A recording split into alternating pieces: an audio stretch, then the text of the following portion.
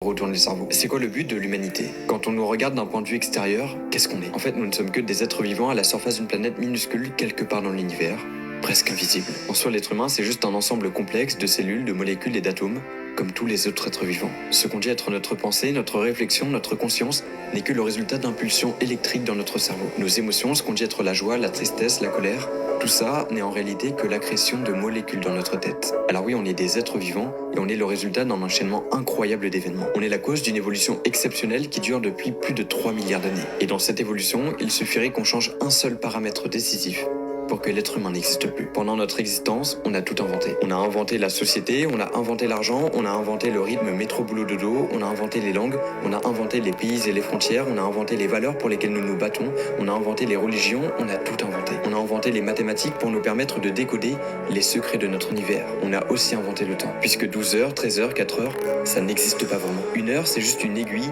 qui tourne en rond dans ta montre, rien de plus. Et après avoir remarqué tout ça, lever les yeux au ciel et relativiser. On a enfermé notre espèce vivante dans un monde à part, dans un monde que nous seuls pouvons comprendre, dans un monde qui nous est unique. Mais c'est quoi notre but? Puisque dans 100 ans maximum, vous qui regardez cette vidéo, moi y compris, on n'existera plus. Plus personne ne pourra se souvenir de nous à part nos enfants et nos petits-enfants. Mais plus le temps passera et moins ta descendance se souviendra de toi. Et pour preuve, est-ce que tu te souviens de ton arrière-arrière-grand-père? Possiblement non, et tu ne l'as peut-être même pas connu. Mais ce qu'on ne dit pas assez, c'est que l'humanité s'éteindra elle aussi. Comme tous les autres êtres vivants sur Terre. Tout a une date de péremption. On arrivera à un moment où l'humanité n'existera plus. Et si vous pensez que ça n'arrivera jamais, eh bien laissez-moi vous rappeler à la raison. Le Soleil mourra dans 5 milliards d'années, et il emportera la Terre avec lui. Notre seule solution, si on existe encore, ce serait de vivre dans l'espace ou sur une autre planète. Mais comment vous dire que c'est impossible? L'espèce humaine n'est pas faite pour vivre dans l'espace, et encore moins sur une autre planète, puisqu'il n'existe pas d'autre planète parfaitement identique à la Terre. Et si tant est qu'on en trouve une, elle sera sûrement trop loin pour qu'on puisse s'y rendre. Et ce que je vous dis là, ce n'est pas du tout de la science-fiction, c'est la réalité. Alors je vous repose les questions.